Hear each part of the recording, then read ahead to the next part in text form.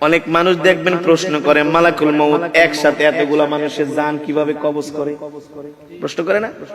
এখানে 10 জন, ওইখানে 10 জন, আমেরিকা 50 জন, বাংলাদেশে 100 জন, এক এট এ টাইম মানুষ মারা যায়। এতগুলো মানুষ কিভাবে মালাকুল মউত একা মানুষের জান কবজ করে?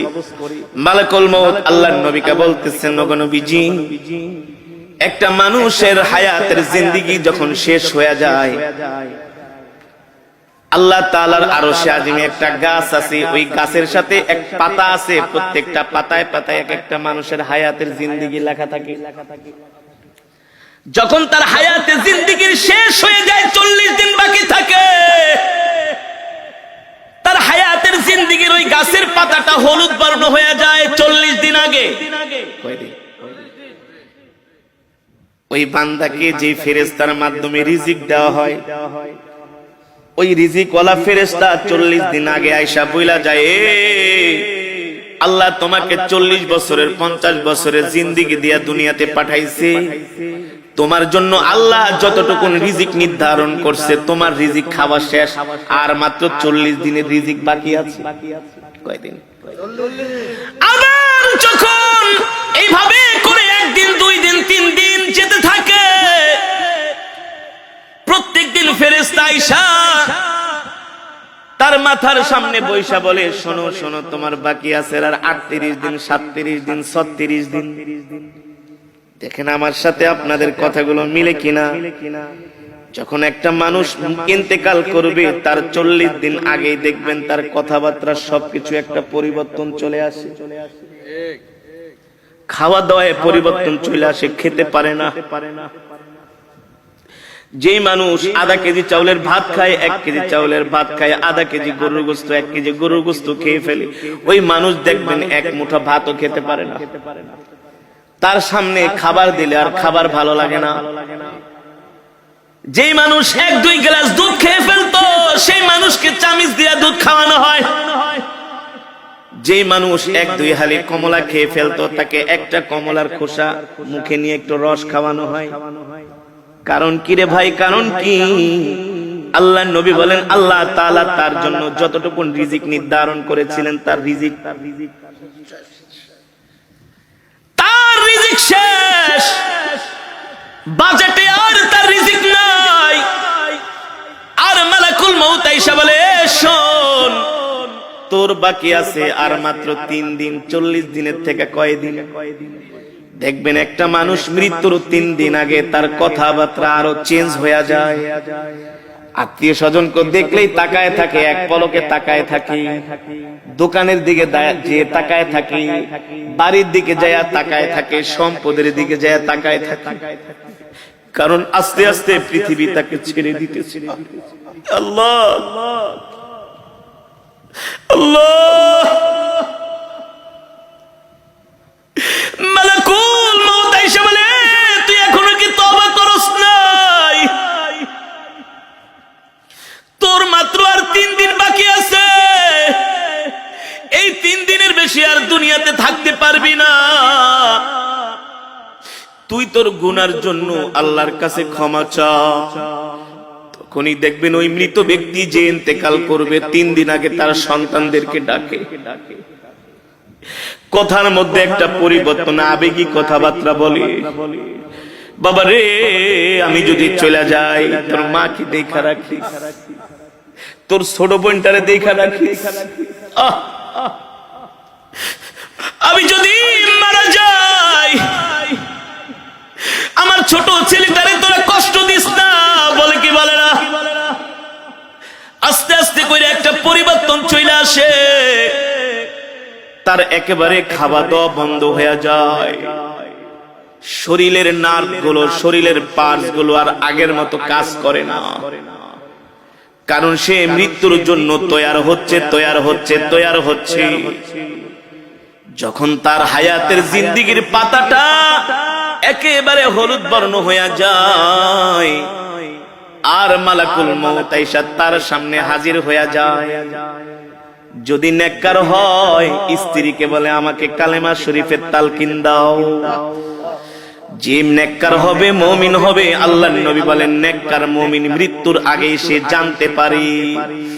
এই কারণে সন্তানদেরকে বলে ওই জায়গায় আমাকে কবর দিবা, ওই জায়গাটার মধ্যে আমার জন্য কবর খুঁজা রাখবা। আর শোনো শোনো, আমার মৃত্যুর পরে বেশি দেরি করবা না, তাড়াতাড়ি আমাকে কবরে ঢুকাই দিবা। আমার মৃত্যুর পরে আমার জন্য কান্না করবা না, কান্না করবা না। যদি আমি সন্ধ্যায় মারা যাই, এশারের আগে আমাকে কবর দিয়া দিবা।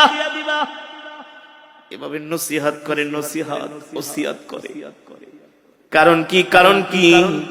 আল্লাহ নবী সরকারে দো আলম বলেন নেককার ব্যক্তির মৃত্যুর আগে সে সব জানতে পারে, সব দেখতে পায়। এ কারণে একজন জান্নাতি মানুষ সব সময় মৃত্যুর জন্য তৈয়ার থাকে, প্রস্তুত থাকে। ঠিক কিনা বলেন?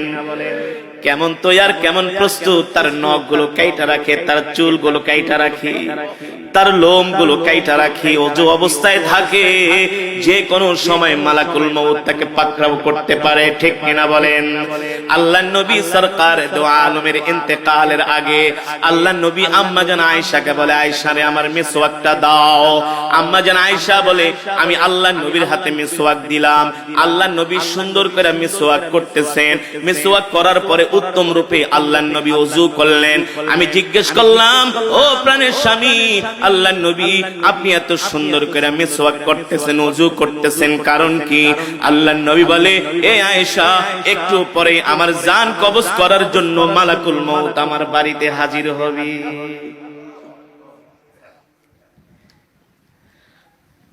মৃত্যু এমন একটা কঠিন বিষয়, আল্লাহ তাআলা বলে এই মৃত্যু থেকে কেউ বাঁচতে পারে নাই, তোরাও বাঁচতে পারবি না রে বান্দা। এবার আল্লাহর নবী জিজ্ঞেস করে, মালাকুল মউত, আপনি এতগুলো মানুষের জান কিভাবে কবজ করেন?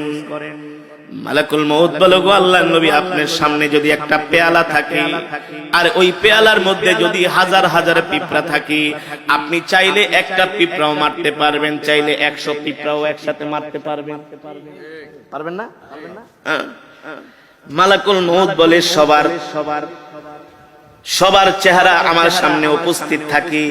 যখন তার হায়াতের জিন্দেগীর পাতাটা যখন হলুদ বর্ণ হয়ে যায়, আমি মালাকুল মউত তাকে আস্তে আস্তে করে সতর্ক করি। দিন যায় রাত যায়, আমি তাকে সতর্ক করি। যখন তার একেবারে হায়াতের জিন্দেগীর পাতাটা আস্তে করে জমিন থেকে, আস্তে করে গাছ থেকে খসে জমিনের দিকে আসে, তখন আমি মালাকুল মউত তার জান কবজ করার জন্য তার বাড়িতে হাজির হই। হইতে পারে সেটা দুপুর বেলা, হতে পারে সেটা রাত 3টা 5 মিনিট। ঠিক কিনা বলেন? অনেক মানুষ দুপুরে মারা যায় না? দুপুর 2টা বাজে মারা যায়। আমরা মনে মনে বলি, আহ, লোকটা দুপুরের খাওয়ানো খাইতে পারলো না। আরে আল্লাহ চাইলে তো তাকে দুপুরের খাবারটা খাওয়াই মরণ দিতে পারতেন। ঠিক কিনা বলেন? আল্লাহ বলেন, না না না, ইদা জা আজালুহুম লা ইস্তাখিরুনা সাআতাও ওয়া লা ইস্তাকদিমুন। আমি আল্লাহ প্রত্যেকটা মানুষের হায়াতের জিন্দেগীর একটা সময় নির্ধারণ করছি। এ বান্দা, তোমার মৃত্যু 1 মিনিট আগেও হবে না, তোমার মৃত্যু 1 মিনিট পরেও হবে না। আমি আল্লাহ যখন নির্ধারণ করছি তখনই তোমার কেবল মৃত্যু হবে। ঠিক কিনা বলেন? এবার সাহাবীরা মৃত্যুর যন্ত্রণার কথা শুনে তারা কান্না করা শুরু করে দিলেন। আল্লাহর নবী বলে, সাহাবীরা তোমরা কান্না করো না, তোমাদের জন্য সুসংবাদ হলো, যারা মুমিন হবে, যারা জান্নাতি হবে, তাদের জান কবজ করার জন্য আল্লাহ তাআলা জান্নাত থেকে একটা সাদা রুমাল পাঠাবে। জোরে বলেন সুবহানাল্লাহ। আল্লাহ তাআলা জান্নাত থেকে একটা খুশবু দিয়া দিবে মালাকুল মউত কি, এ মালাকুল মউত যা এই সাদা রুমাল আর খুশবুটা নিয়ে আমার বান্দার সামনে হাজির হ। তাফসীরের মধ্যে এসেছে, মালাকুল মউত জান্নাতের মধ্যে রাইয়ান নামক একটা সুগন্ধি আছে। নাম কি?